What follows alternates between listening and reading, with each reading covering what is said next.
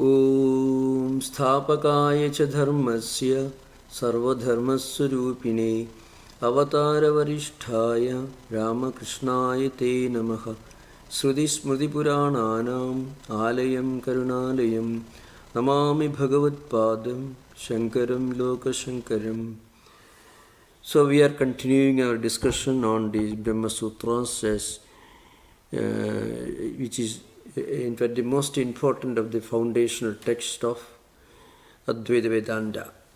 Now I mentioned this at the very beginning, this text and the commentaries on this text. There are innumerable commentaries, not only by Shankaracharya, by other great Indian philosophers like Ramanujacharya, Madhvacharya, Vallabha, Nimbarka, and of course the commentary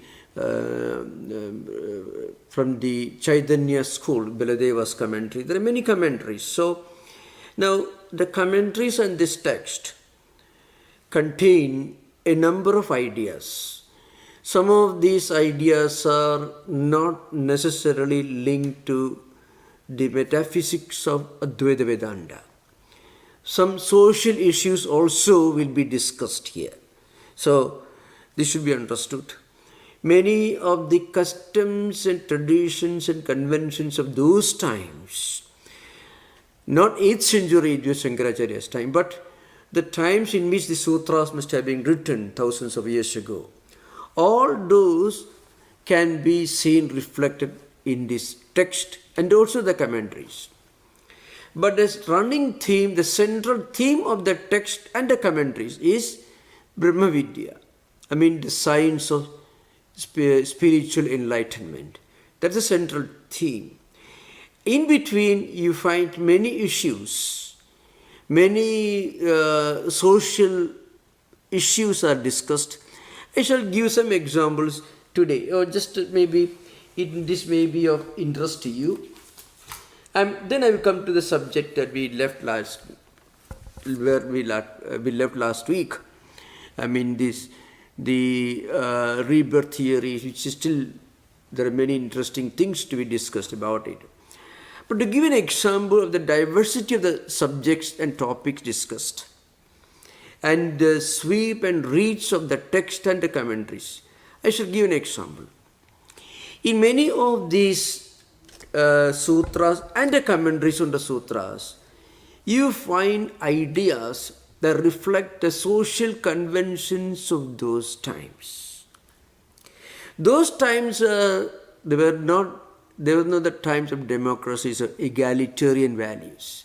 They were monarchies mostly.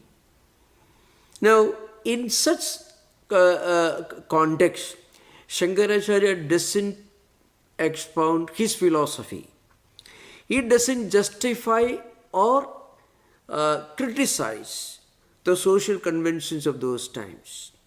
He was not a revolutionary in the sense that we understand a social revolutionary ideal in our own times. He was a great exponent of a great philosophy. So whenever he had to cope with issues, deal with issues which are related to social conventions and practices, he really didn't give his own views. One good example, and you can see that it comes in the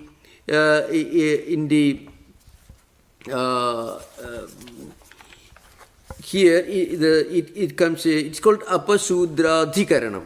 And to give you just one example, I'm just giving one example. I shall tell you the context. Those who may not be interested, but to give an example of the social conditions of those times. Well, it comes in the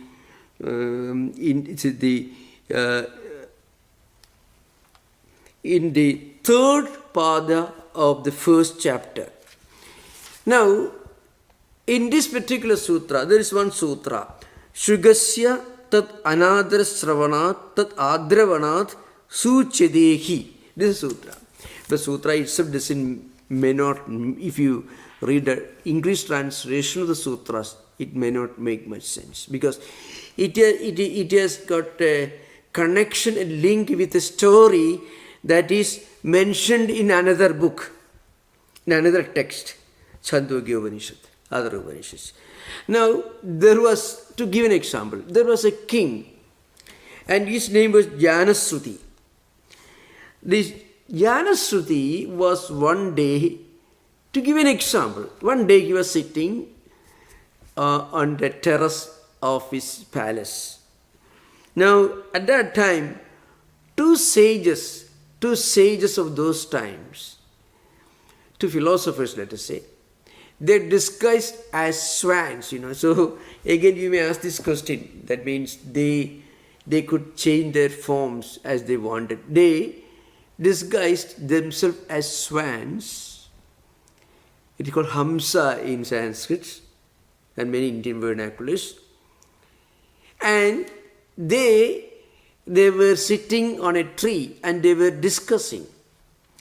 And one of these birds said, "Oh, this Janasruti is a great man, wonderful man, he's a great philosopher, he's an enlightened man," and so on. Then in response to this, the other bird, the Hamsa, said, "Oh, you are totally mistaken. This fellow is nothing. There's a great sage, his name is Raikua, staying in a forest somewhere. And he was driving a bullock cart. He was a humble man, sitting in a distant village or a forest. Compared to him, this king is nothing. He is a total ignoramus. So you don't praise this king in front of me." The other bird told. Now the Janasruti, he was eagerly listening to this. So he felt very much humiliated, very sad that these birds have got such a low opinion about his knowledge and wisdom. But he was not angry. He went in search of this sage. The sage's name is Raikua. And he went long distance. Finally, he reached a forest. There he found an old fellow with a long beard, with a bundle, and he was sitting in front of an old bullock cart, and his body also was full of all kinds of skin diseases and all that. But his face was very bright. So the king thought that this man appears to be a beggar, but he's not a beggar, because there is an expression on his face which reveals his wisdom. So I'm going to ask him for spiritual instruction. Now, that story is referred to in this sutra. Shugasya tad anadrasravanad. So what means? Shuk means sorrow. Asya means to this king. The king became so sad, so humiliated, that these two birds had got such a low opinion about his wisdom. So he felt so sorry. So shedding tears, he ran in search of the great sage. They were referring to Raikua. So the sutra, it compresses the whole story in a small pithy statement. Shugasya tadanadrasravana tadadravana suchadehi. The sutra is indication of this particular predicament of the king. He became so sorry because he heard these birds talking in such a humiliating language, disparaging language about him. So, anadrasravanath, he heard these humiliating words. And adravanath, and his heart burned. It melted. And then he ran towards this sage, this story. Now, when he reached there, the sage didn't bother about him. He called him by a very disrespectful epithet. Hey Sudrahani, you fellow, what do you come here for? So that made him more humiliated.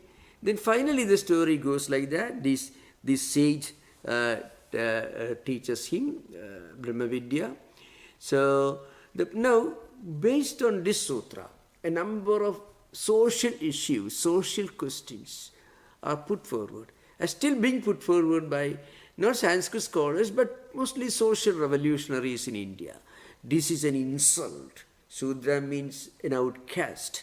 So, and Shankar, when Shankaracharya wrote a commentary on this, there's no philosophy to be made out of this. But the great Badarayana wrote such a sutra. So, Shankaracharya just wrote a commentary based on or in the light of the conventions and social practices of those times. So there he doesn't play the role of a revolutionary, not at all. He just goes on a Smriti statement. A number of Smriti statements are stated in other Nasudre Padagam Kinjit Nacha Samskaram Arhadi Manusmriti. All these are quoted in other commentaries. So in all these commentaries, what Shankaracharya says is, certain conventions prevailed and he doesn't say yes or no about this. He doesn't play the role of a revolutionary. Now to understand the meaning of what I said, Shankaracharya was a revolutionary.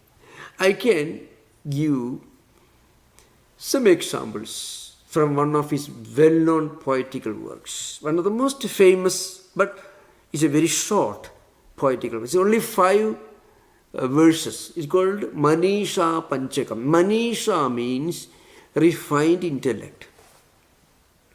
Refined intellect, that is Medha, Manisha.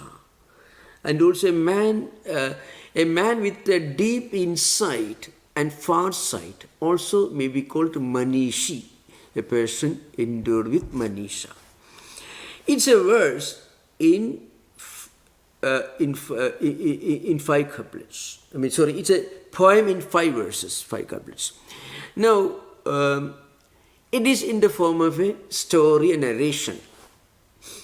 So, sometimes you find many great sages, many great saints, even when they have attained the highest wisdom, they still retain unconsciously, they still retain some of the characteristics of their social background. It's natural. See, if you read the Bible, the allegories, the parables, all taken from the pastoral background of the Judeo-Christian tradition. So Christ talks about distributing a small number of fish among large number of people. Now if you go to Gujarat state, or if you talk to Jains, for example, the religious tradition that Gandhi is supposed to have belonged to, no, they can't go anywhere near fish or meat. For Jesus Christ is talking about distributing fish and he's a great saint. How do they understand this?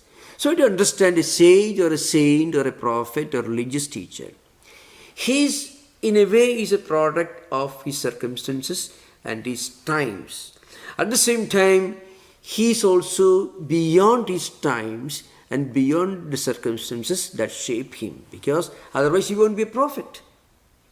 If a man is a creature of circumstances, only primitive man is a creature of circumstances. An enlightened man, of course, there will be the influence of the social conditions of his times, in his personality, in his teachings, but also there will be something far higher and greater in his teachings. That's why he is distinguished as a philosopher. Now one day, this story is given from Shankaracharya's life. It's very interesting. One day, he was living in Kashi or Benares, and after taking bath in the holy river Ganga, he was walking through the streets of the holy city of Kashi, and then for a moment, his old samskaras, tendencies, the orthodox Brahmin, the aristocratic Brahminical tradition that he belonged to, all that suddenly came upon him. And he found in front of him an outcast coming, maybe leading a few dogs. So he told him, keep away from my path. The moment he uttered that word, immediately the outcast asked him one question. The question is, "O great ascetic, you please tell me, you want me to keep a distance from you by uttering, 'Go away'? Is it addressed from one body to another body? Or is that 'go away' addressed from one soul to another soul?" The moment these words uttered came from the outcast's mouth, Shankaracharya prostrated before him. Then the outcast suddenly appeared at Lord Shiva, the deity of the holy temple of Kashi. Immediately he recited 5 verses. What's the meaning of the verse? "I am fully convinced in my heart that he is the very soul which manifests in all human beings, in all states of consciousness, whether sleeping state, waking state, or deep sleep states, and is the witnesser of all. The same Atman manifests in everyone, in the great teacher, in the great sage, and also in the humblest of human beings. And the one who teaches this great lesson to me, whether he is Lord Shiva himself or maybe the low outcast, he is my respectable teacher. I am his humble disciple." This is with this statement he prostrates before this outcast, who immediately appeared to him the Shiva form. Now you find this sometimes happening. You find in the life of Sri Ramakrishna, in the life of many Swami Vivekananda, when he traveled to some place and suddenly this kind of, that pedigree, or maybe I should keep away from that immediately it came, but Vivekananda immediately realized some little, a few words could bring him back to his consciousness. Sri Ramakrishna, you find, very traditional person. He went around cleaning the places of people, common people, outcasts and others, to shed his own sense of pedigree. So Ashtapasha, sense of pedigree, sense of heredity, sense of shame, sense of keeping others away, any kind of feeling or emotions that gives us the feeling that we are distinct or different from others. So the moment this, they say, it comes like this: Annamayat annamayam athava chaitanyameva chaitanyat itivara durīkartum vanchasi kim bruhi gaccha iti. Kim bruhi gaccha iti. What are you talking about? Where you said I should move away from you. Who should move away from whom? Your body is made of 5 elements. My body is made of 5 elements. You are the Atman within. I am also the Atman within. So he asked this question: Annamayat annamayam athava chaitanyameva chaitanyat. Your chaitanyam means you are the Atman, the self-effulgent Atman. I am also the self-effulgent Atman, because that Atman is present everywhere, in everything, whether in the pure Ganga water or in the water of the ditch. Everywhere the same Brahman, same Atman exists. So who should move away from whom? Simple statement. But Shankaracharya was always a realized person.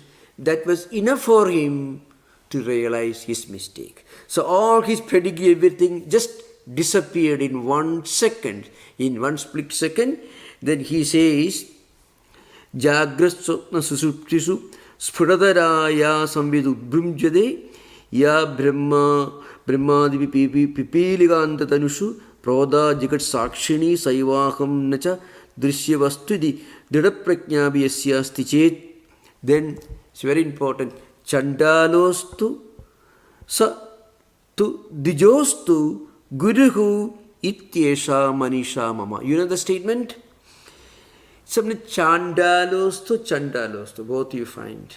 So, Chandalostu, Satu, Dijostu. Whether he is an outcast or is a learned Brahmin or a sage.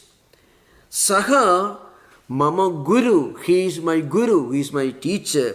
Iti Esha Manisha Mama. This is my realization, this is my conviction. Now, this statement, Chandalostu Sadu Dijostu Guruhu Iti Esha Manisha Mama. I am convinced, this is my considered opinion, this is my conviction, my conclusion, and have no doubt whoever may be that person, and whoever may be the person who brings this light of equality to me, he is my Guru, whoever it may be. This is repeated in 2 verses in the 5 verses. After the 5 verses, this particular statement, Chandalostu Satu Dijostu Guruhu Iti Esha Manisha Mama. This is repeated twice in this poem of 5 verses. So this is the man. So you can imagine what's the difference between this is discussed in the Brahma Sutra Bhashya.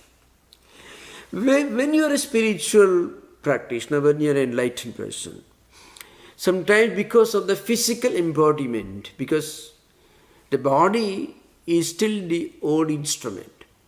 So you may have realized the Supreme, but once a while, maybe all the ignorance, all the aristocracy, all the sense of pride may suddenly appear, maybe in a split second, but immediately an enlightened person will be able to correct himself. That is so I am giving this example. So those of you who may read Brahma Sutra later, you may also find many of the statements here. So the Upanishad literature also. Chandogya and Brihadaranyaka Upanishad, very huge. The biggest of the Upanishads is Brihadaranyaka. Next biggest is Chandogya. In these Upanishads you find a number of social questions, some conventions and traditions that prevailed in a society that lived long before even the agrarian age began, mostly the old Vedic age, which produced the Upanishad literature. Agrarian settlements had not yet fully started. There were cities, Kashi for example, it was a city that existed even 3rd or 4th or 5th millennium BC, no doubt. But there were all small settlements of sages, of philosophers, and there will be a king, that's a monarch, that's all. So in such a situation, there were many conventions and traditions. So they are referred to in the Brahma Sutras. When Shankaracharya writes commentaries, he doesn't say this is correct or this is not correct. So, but then when this important incident I brought to your attention, because that gives us a glance into the deep personality, the profoundness of this man's personality, Shankaracharya. He wrote all this, but when still felt that he made a mistake, immediately he corrected and he prostrated before the outcast and told him, "You are my teacher. You gave me this enlightenment." So this is a very interesting thing. Now we will come to one very important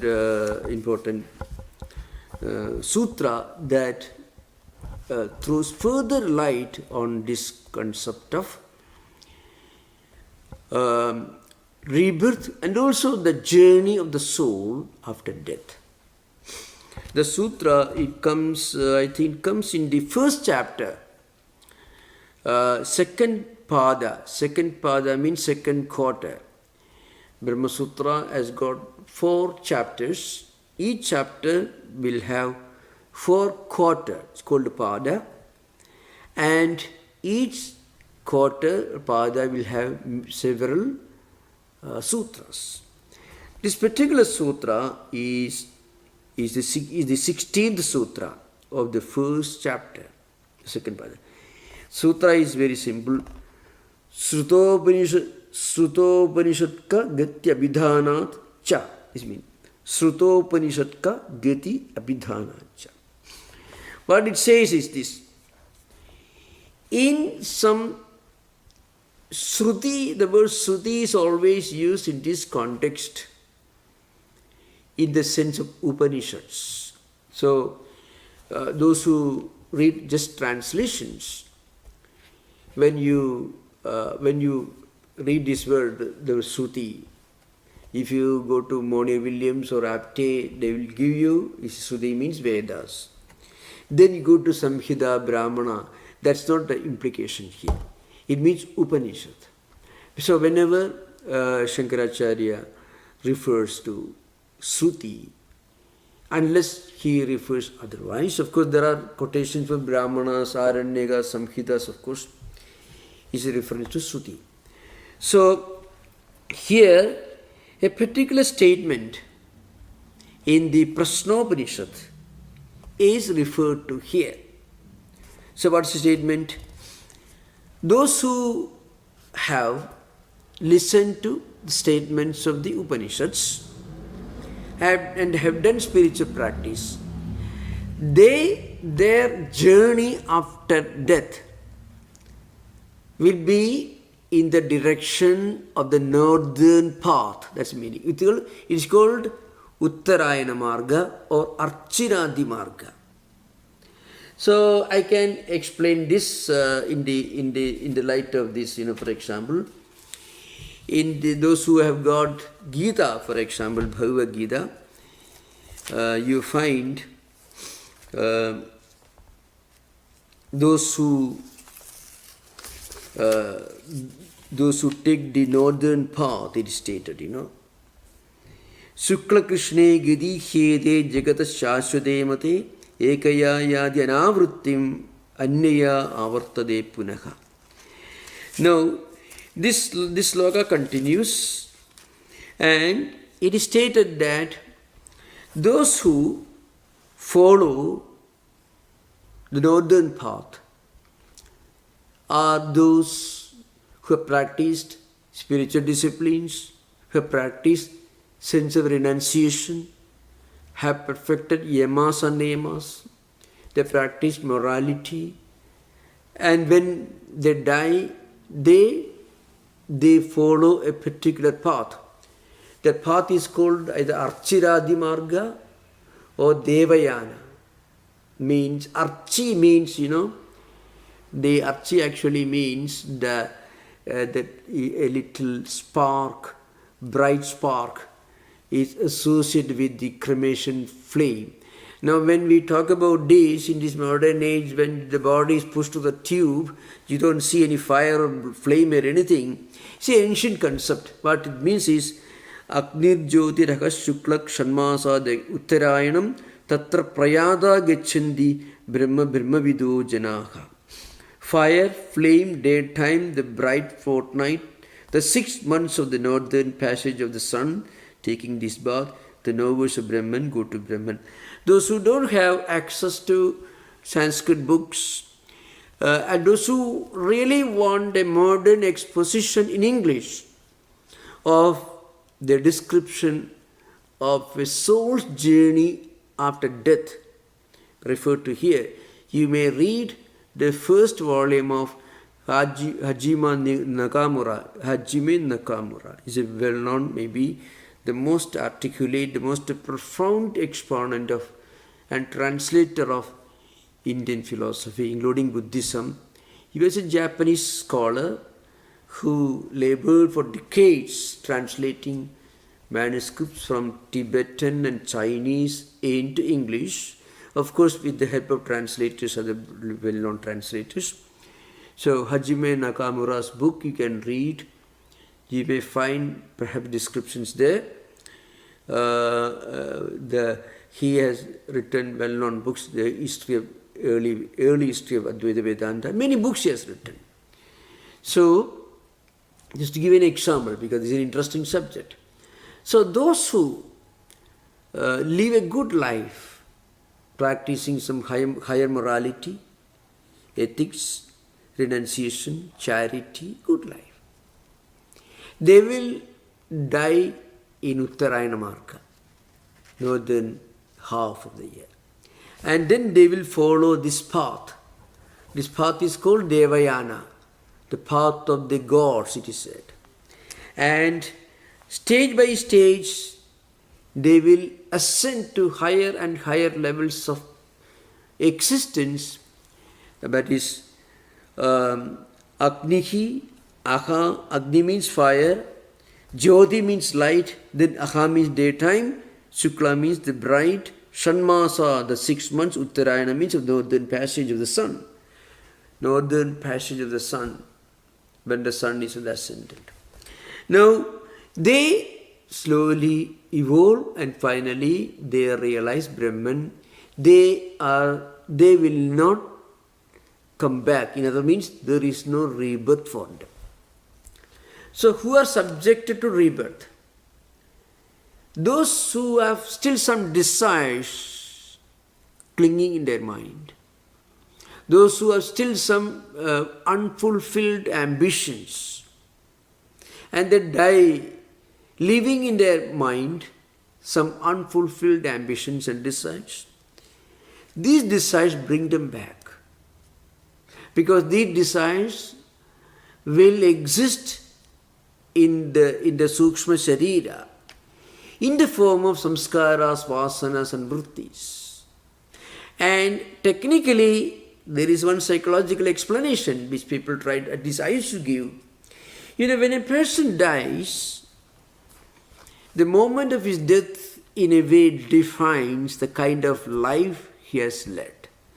More or less, not necessarily. But the way we live our life will somehow influence our emotions and feelings at the time of death. Because at the time of death, a person may feel a total emptiness. All that you loved and valued and prized and cared for, suddenly you've come face to face with this reality. It won't be yours any longer. I gave this example, one interesting example in Fyodor Dostoevsky's The Idiot, a well-known book. It is a very well-known book. It's not as well-known as Crime and Punishment or The Brothers of Karamazov. But there is one character. Actually, the story, this particular narrative is taken from Dostoevsky's life itself. The story goes like this. A criminal was about to be sentenced to death. And he found that those who were in front of him were going one after another, will be hanged or maybe shot. And finally he realizes that he has only 10 minutes or maybe less than that left. So he's thinking, how should I spend the only 10 minutes that I have got to live? He's a good man. So he began to think. First he started shaking hands with other criminals who were waiting behind him. And then he began to think of his own life. Then he suddenly remembered, long ago when I was a child, I threw a stone at a dog. I should not have done it. He repented. And he again started thinking, maybe I have told a lie to another person. I cheated another person. I should not have done it. And his mind became clear. So, every minute he thought was a new life for him. Suppose such a man gets a new life, either he will go mad, or he will become a genius, or he will become a saint. You can see this happening in many of the saints. It has happened. When They push themselves in one direction so much. Saint Francis of Assisi, Saint Augustine. Francis of Assisi was a soldier. Saint Augustine, even in his own mother's opinion, he was not a good man, if you know Saint Augustine's story. But his life, he pushed his life too much in one direction. He reached rock bottom, so he could not descend further. Suddenly he started ascending and he became a saint. So in this case, in Dostoevsky's character, of course, it's taken from his own life. I don't want to go to that part of it. Many of you must have. Dostoevsky was himself sentenced to death, and then at the last moment,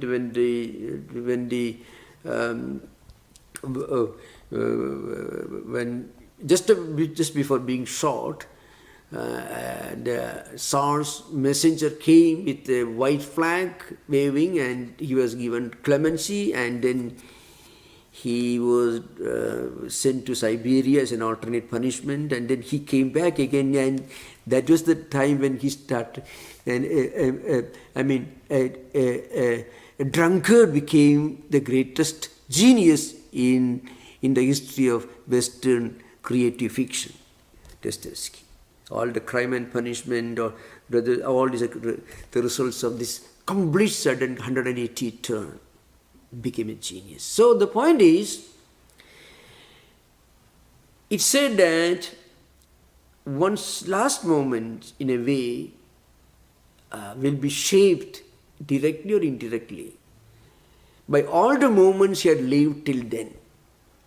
So those who have spent their lifetime with a higher ideal, some spiritual discipline, some spiritual ideal, when the moment comes, for them it's not a big deal. It's American language, It's not a big deal. They face this with a smile. So that's what is stated here. Agnir Jyotirahak Shukra Shanmasa Uttarayanam. We have no way of verifying this, remember. But you see, we know that Archi, according to some commentators, refers to the flame, the bright flame at the time of the cremation fire. But you cannot really make it an absolute point in an age where there is no cremation fire. There is only electricity. So, but again, what it essentially means is those who live a good life, they ascend to a higher level of existence, which gradually takes them to the highest spiritual enlightenment, and they are not reborn, they are not born again. That's an important thing. On the other hand, those Dhumo Ratri Krishna Shanmasa Dakshinayanam Tatra Chandramasam Jyotihi Yogi Prapya Nivartade. On the other hand, smoke, nighttime, dark fortnight, the 6 months of the southern passage of the sun, taking this path, the yogi attaining lunar light returns. On the other hand, there are those who have practiced yoga, lot of meditation, lot of good actions. So you are a yogi, but still some ambitions are left at the lower layers of the mental system. They are still there. And that will cause you to be born again. And then gradually you move further. We referred to this in the previous class, dealing with some verses from the 6th chapter of the Gita. Already discussed here, so we no need to repeat again. You can refer to the previous class. What it essentially means is, those who have listened to the Upanishad statements, this particular Brahma Sutra means, they said, Sutopanishad ka Gyatya Vidhanacha. What it means, they are not born again because of the statements from the Upanishads. Here, this Prasnopanishad mantras are referred to here. So this is a technique Shankaracharya uses. So one sutra is there, and that is interpreted, and then by interpreting a number of mantras and verses from different Upanishads, including Bhagavad Gita, Here Bhagavad Gita is quoted here. Remember, if you read the Shankaracharya's commentary, even English translation, sometimes called Smriti. Smriti here means Bhagavad Gita. So Smriti doesn't mean Vyasa Smriti or Narada Smriti, because Bhagavad Gita belongs to Mahabharata, which technically belongs to Smriti Prasthana. So it's called Smriti statement. So the one important mantra from Prashnopanishad is referred to here to substantiate and to expound the particular Brahma Sutra. The mantra is Atauttarena tapasa brahmacharyena saddhaya vidyaya atmanam anyushya adityam abhijayante etadvai prananam ayatanam etad amurdam abhayam etad parayanam edasmanna punaravartante ityesha nirodhastadesha slokaha. So this is a mantra from Prashnopanishad. So this Prashnopanishad mantra is brought here to substantiate, to expound this particular Brahma Sutra. So it's an interesting text. That text itself contains just 555 pithy statements. And then there is a huge commentary. While writing this commentary, for each sutra, a number of Upanishad statements and other scriptural statements are brought forward. And there is a long argument. It's very interesting. So, what this Prashnopanishad mantra says is, for those who have sought Atman by austerity, I mean those who have practiced renunciation. So if you practice renunciation, well, this is enough, I don't want any more money. Then in your next life, you won't have any desire for money. It may not happen just because you have money. It can happen only when you have no more desire for money. It only happens. So, for those who have sought Atman by austerity, abstinence, keeping self-restraint, abstinence. Then strong faith, a sense of sanctity and sacredness. That's meant here, Shraddha means. When we approach a spiritual subject, we should approach it thinking that it is something sacred, something important. That's why Ada uttarena tapasa brahmacharyena saddhaya vidyaya. So, atmanam anyushya. So when we meditate on Atman, we should do that thinking that this is sacred, a sanctified spiritual discipline. And then what happens? Then we take this path, northern path. And then what happens? Such a person will not be born again. That's the idea behind. It's a very famous mantra. So this is quoted here. And Shankaracharya also quotes the Gita mantra, Gita sloka, Agnir Johirada Krishna, Shukla Shanmasa Uttarayanam, Tatta Prayada Gicchandi, Brahma Vido Janaha, etc. This is a technique used in this great work. It means a mantra is taken, then that mantra is substantiated, the sutra is substantiated with a number of quotations from so many Vedic statements. One may ask this question, what's the use of this kind of method? This is a very important thing to do. And that is a very important thing, we should remember that. One important reason why Hinduism practically had no such thing as a fanaticism, at least traditionally, no.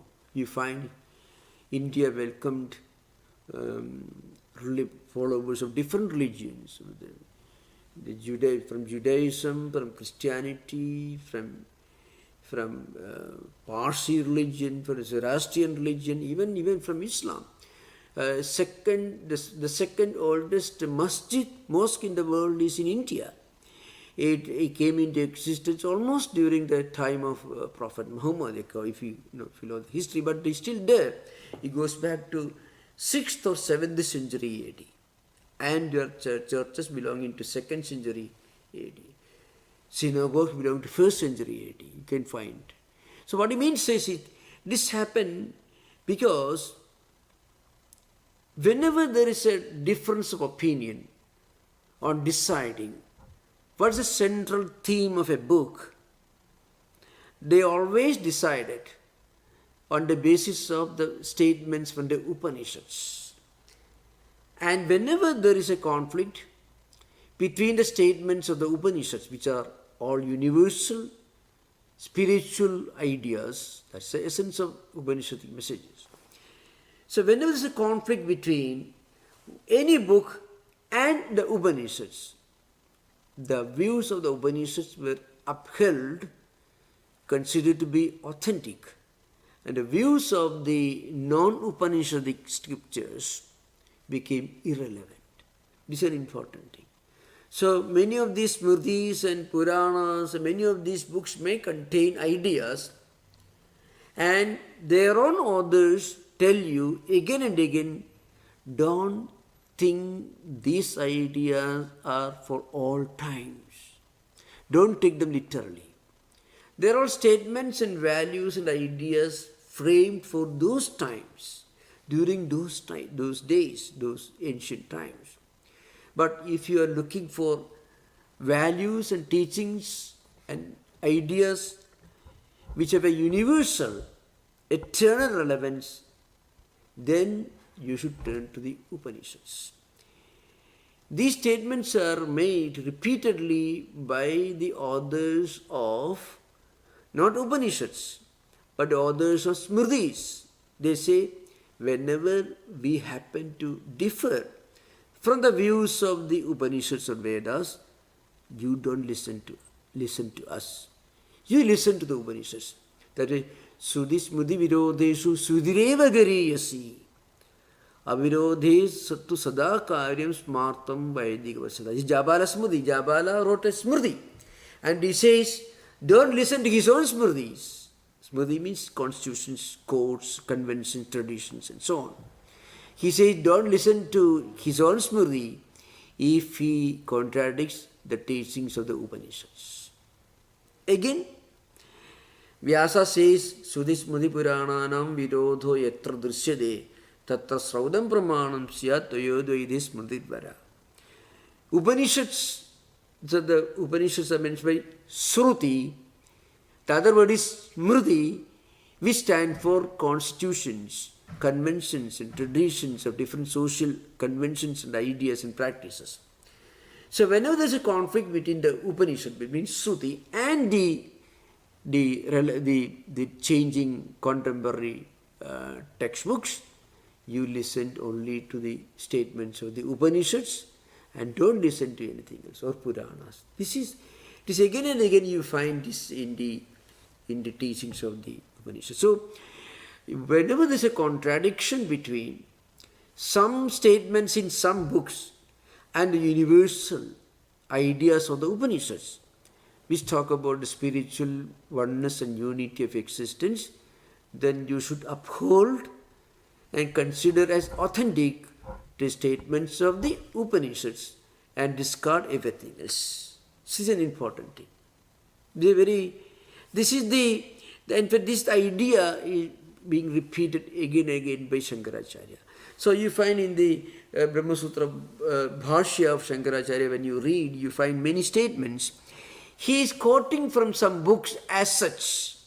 He is not giving his views. He is not either justifying or criticizing. What is driving home is again and again the idea that unity and oneness of existence. And life is meant to, our life is designed to take us to the highest spiritual goal. That is a running theme. And in the midst of all that, you find a number of social conventions and other things are mentioned. It's a very huge book. So my only purpose is to give an idea, because you will come across a number of diverse subjects here. So why this book talks about these customs, conventions. That is how it is designed. That's all. Thank you. Thank you, Namaskar. You are most welcome with questions. Shankaras, about the Brahma Sutra, the social context that you were discussing at the beginning of the lecture. Yeah. So, two questions I have. First is, So Shankara also interpreted social context in, for example, in Gita, Yeah. when he was explaining, for example, Chadurvarnyam Maya Srishtam part. So in that Do you part, know his did he interpretation of interpret? that? Do you know? He says Chaduvarnyam. He says Chaduvarnyam Maya system. But he says, these four varnas are based on Guna Karma Vibhagasya. Guna Vibhagaha, Karma Vibhagasya, Guna Karma Vibhagasya.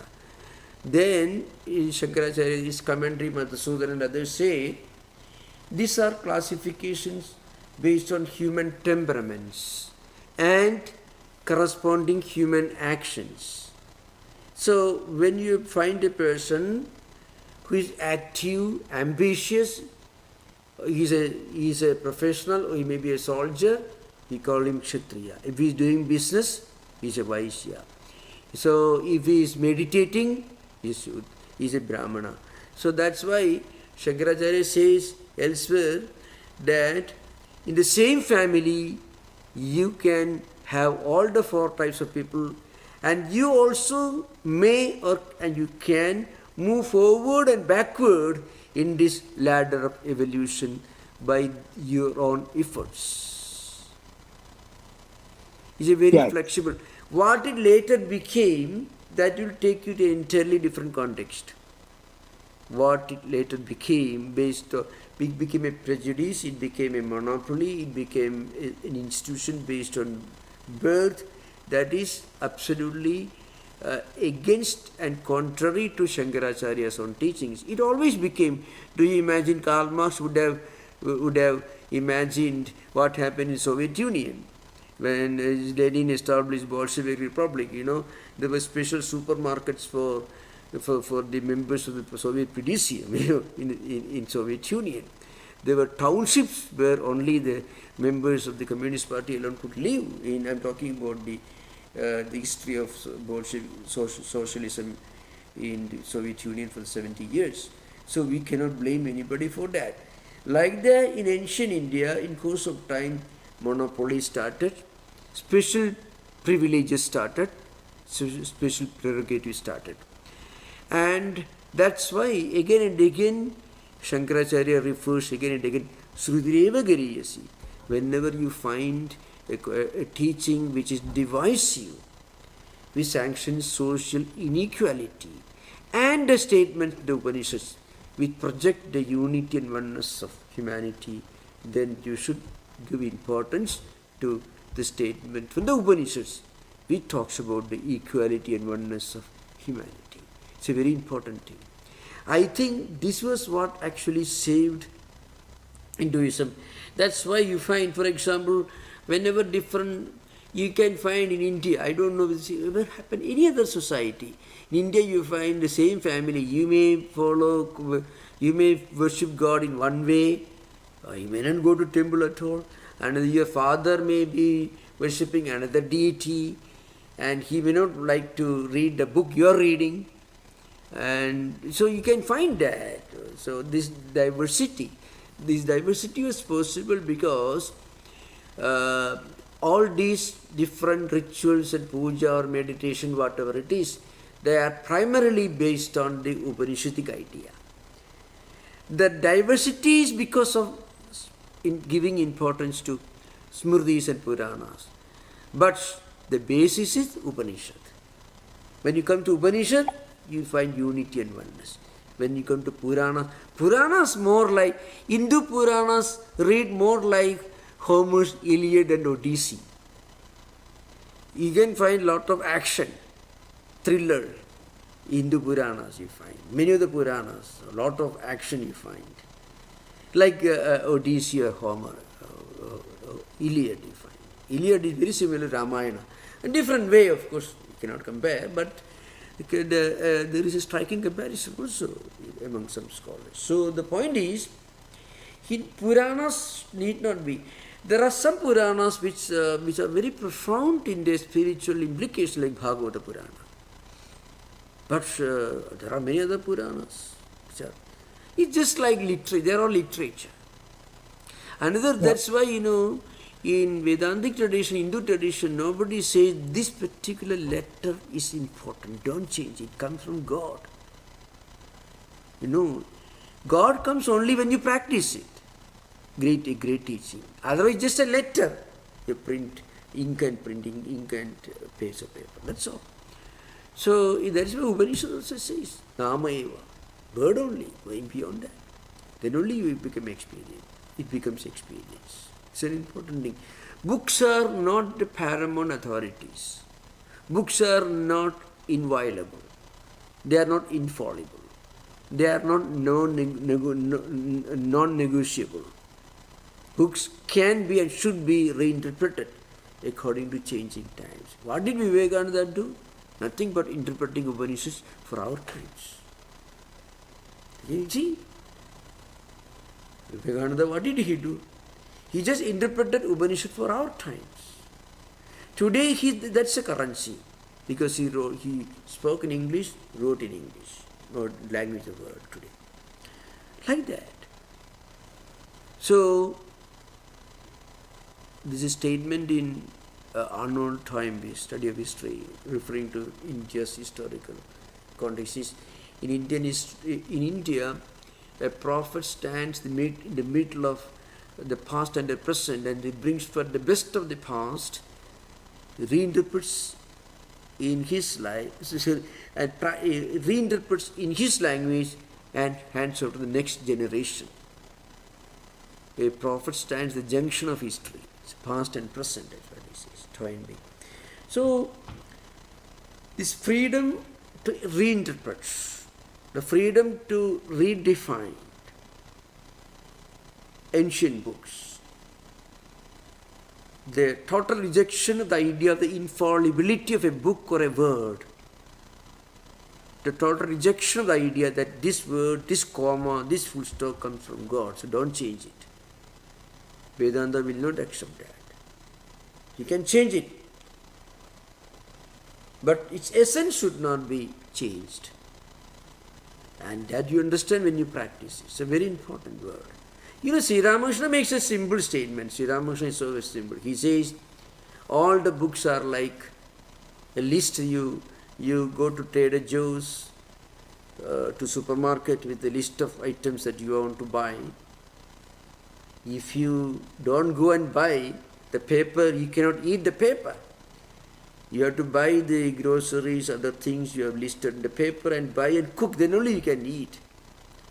So once you buy these things, the list is useless. So also for a man of spiritual experience, books are useless.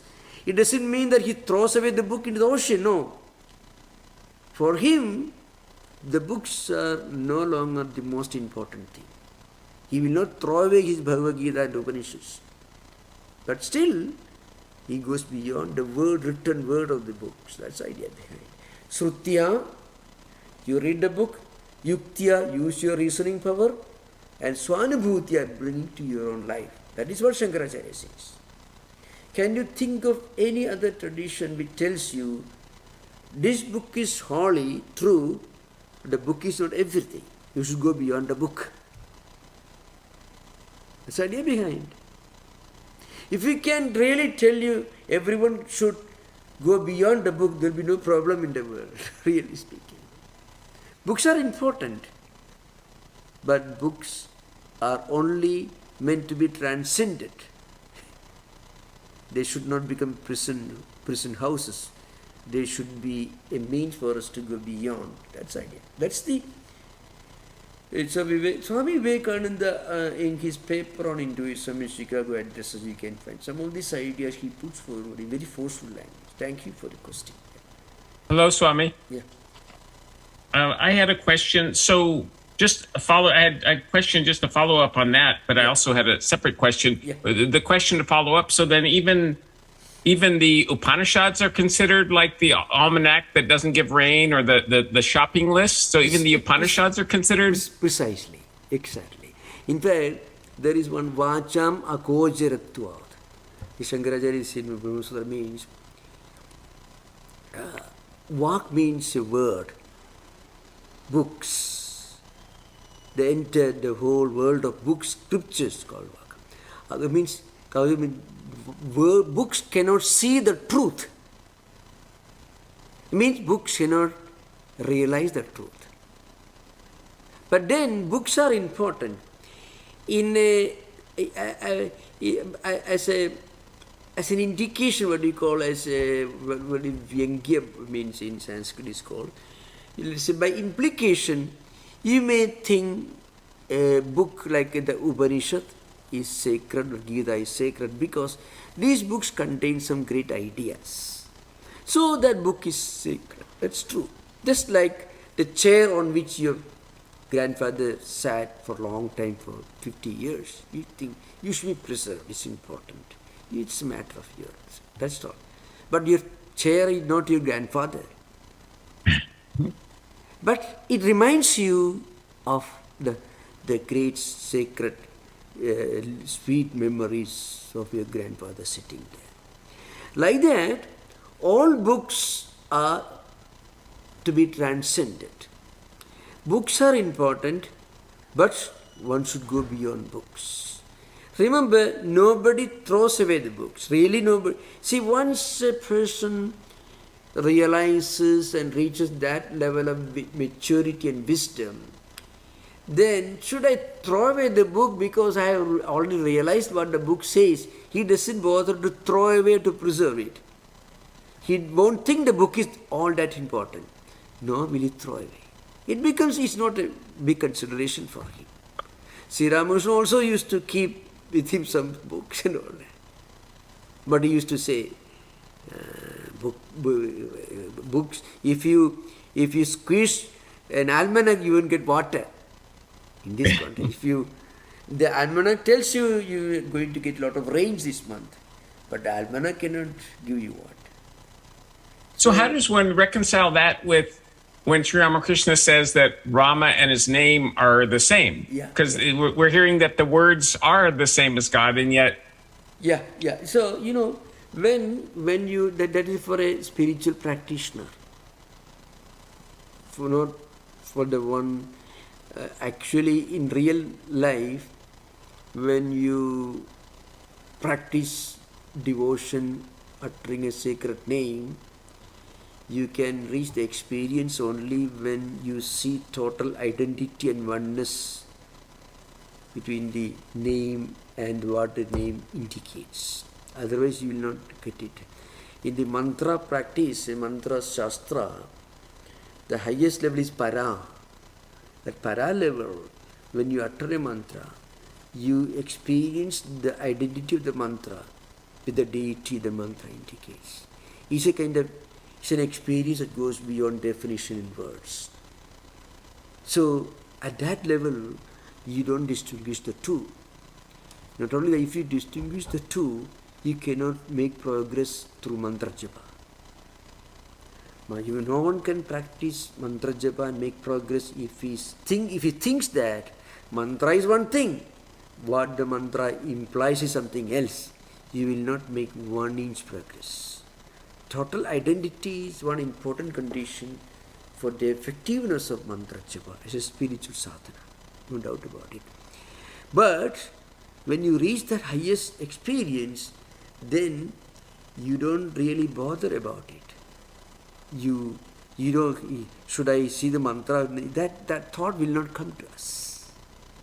Very often, the reasoning process that we do before we reach that level of experience has no value once you reach that experience. The questions that we ask when we are children have no value when we grow up. That's the idea. Not that we don't want to ask, but those questions are not relevant. That's all. Questions do not get answered, questions just become irrelevant. That's why they disappear. Spiritual life also. In spiritual life, our questions never get answered. We transcend that particular stage of asking questions. So questions just get self-destruct. It's got a process of self-destruction. They just disappear without an effort. That's the idea. You find many of these books contain a lot of ideas that reflect the social, political, and conditions of those ancient times. which so many of them, and when the commentator deals with them, he leaves them as such, because his main focus is somewhere else. Otherwise, Vedas have such a huge corpus. He doesn't quote from all of them. He takes only Upanishads. Even the Chandogya and Brihadaranyaka Upanishad, there are many things that are not at all spiritually very relevant. He never bothers about them. That's the idea. I have to get a full picture of the situation. Today I refer to some of these things.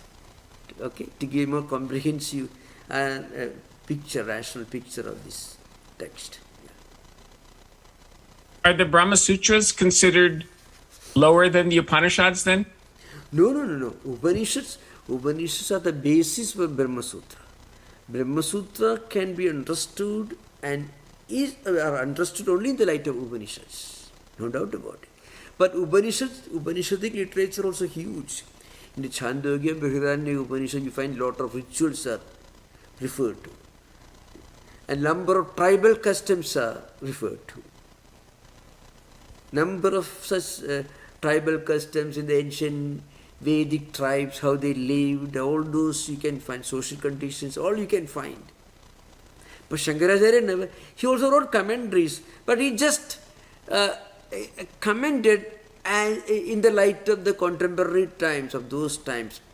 He comes into his elements only when he deals with these metaphysical statements, because that is his main focus. That's the idea.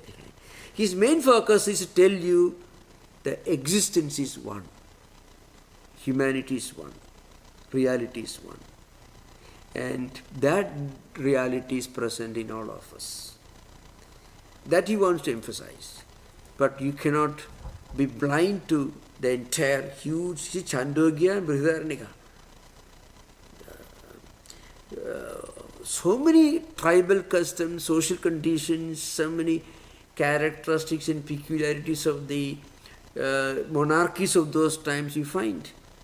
There are not much value from a spiritual perspective. Because times have changed. But there are some timeless, unchanging realities. That's the idea. Thank you. The greatness of Upanishad, Shankaracharya, throw away all the unnecessary things he tells you. He doesn't say every word is coming from some source or every word should be preserved if you cannot change the meaning in modern. No, he doesn't say that. Don't bother. See, nobody bothers. He says all absolute rubbish himself. He makes fun of many of the ritualists also. Many fun. It's an interesting principle. Yeah, thank you. Technically, what scripture is the Brahma Sutra? It's not Shruti, it is Smriti, is it Purana? Okay, I tell you, okay. Now, it's not a Purana.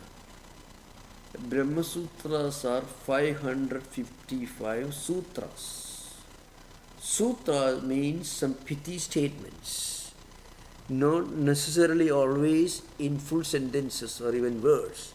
Panini's Vyakarana Sutras are of a different type. So, in Vedanta, there are three foundational texts, or three foundations, may be called Prasthana.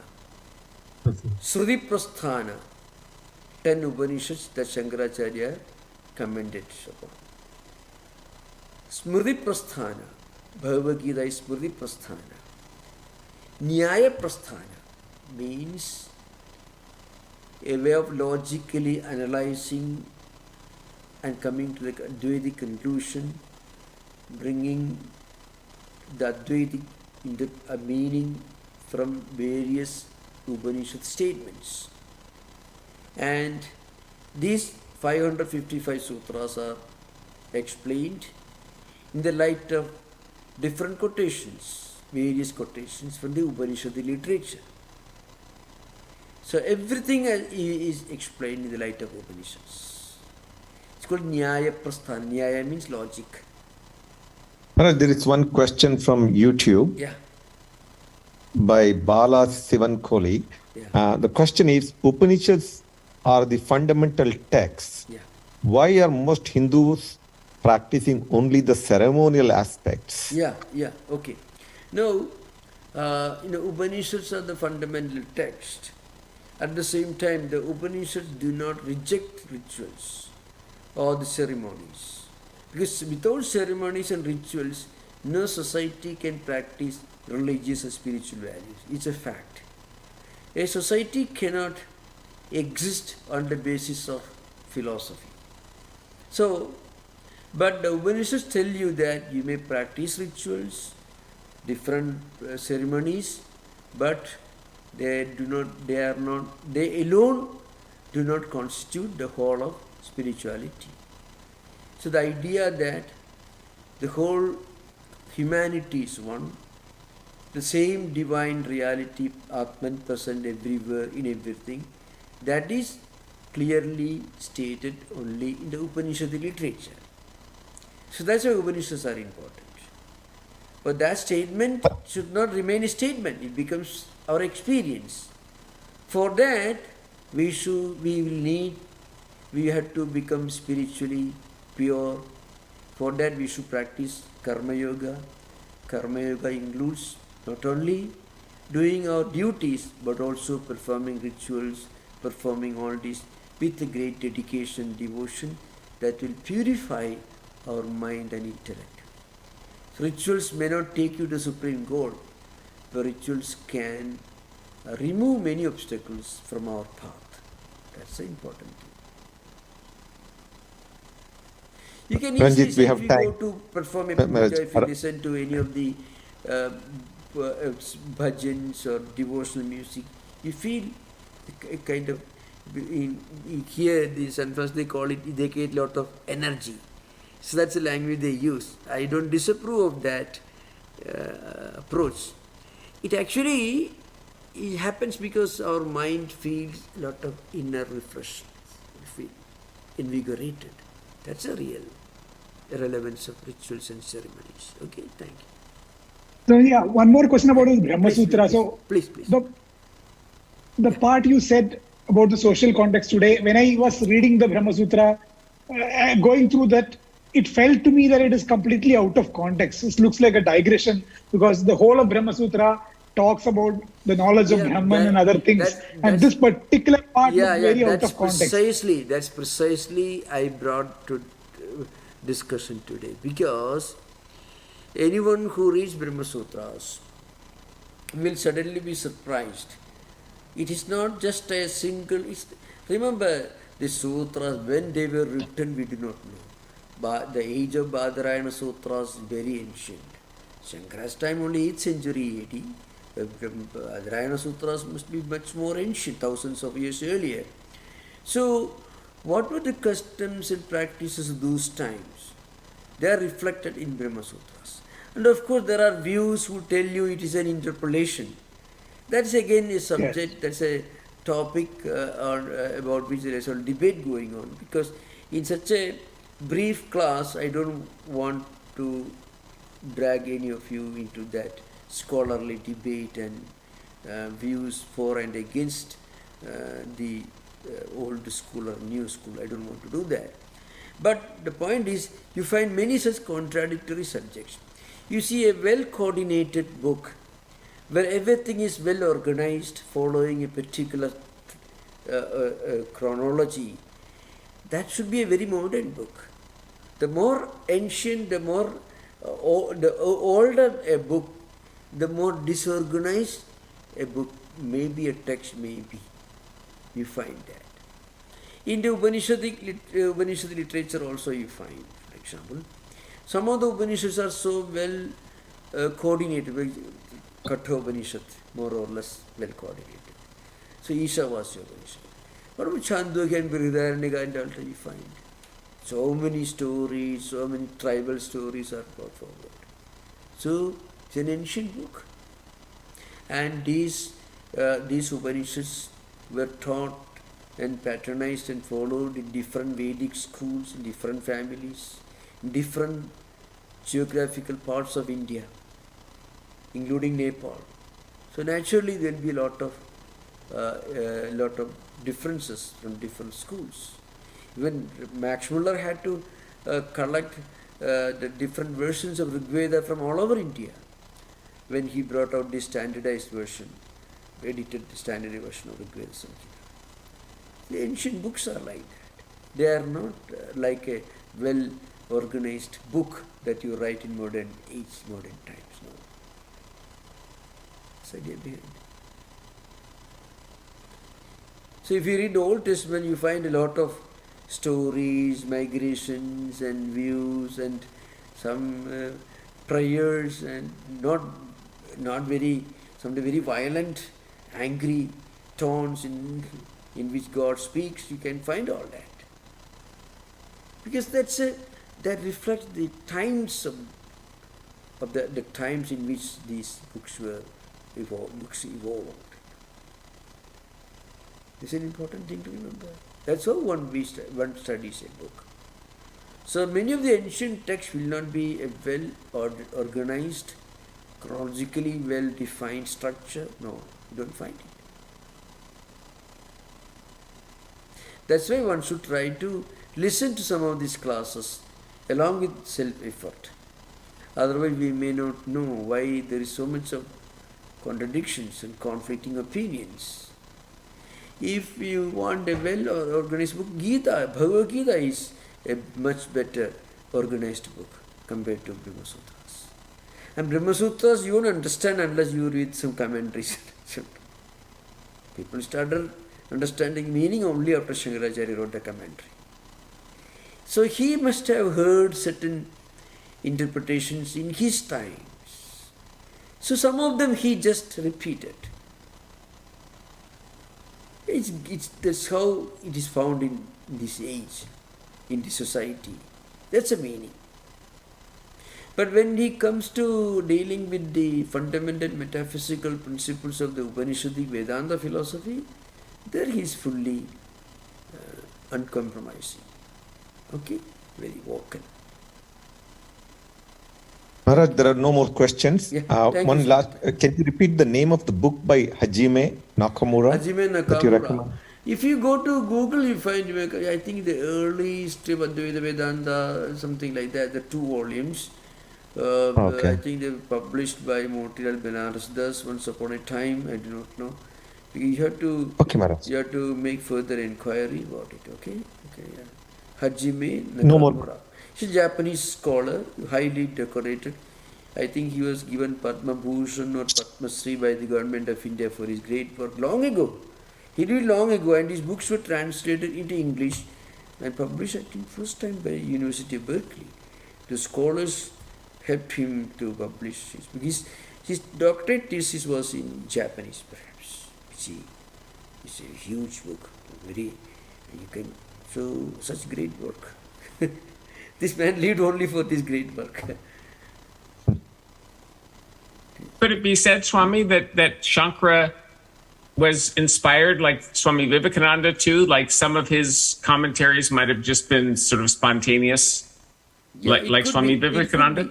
So Swami Vivekananda in modern times, he did not bother to write a commentary like that. What Swami Vivekananda did, I think if you look at his whole work and contribution, he had 2 important goals in his mind. First, to give a modern interpretation of our ancient wisdom, including Vedanta, yoga and so on, in the light of modern science and technology and modern Western way of understanding things. It's a very important thing. And he wanted to do it, bring it to a rational level. So, essentially Swami Vivekananda had received an excellent Western education. He was familiar with Hume, Schopenhauer, and all the great thinkers of 19th century. He read all those books. So he was a product of modern education, especially philosophy and history. So he wanted to give a modern interpretation to our ancient wisdom without deviating from the central teachings. And again, he brings into this idea of the synthesis of science and technology, Western values, Western ways of understanding, and that India's own traditional wisdom. This synthesis and harmony. That was his central theme, and he did a great job, in fact. Today we are discussing philosophy in this distant land, Indian philosophy and Vedanta, because of Vivekananda's work. So, and in a way you can say it was a commentary. Yeah, you can say in English he wrote a commentary, but no, a commentary is a bhashya. Bhashya has got certain other characteristics which were not required for somebody like Vivekananda who wrote, reinterpreted Upanishad philosophy in 19th century, later half of 19th century. It's very important. Yeah. Thank you for the wonderful question. Om Shanti Shanti Shanti Harihi Om Tat Sat Sri Ramakrishna Pranamastu.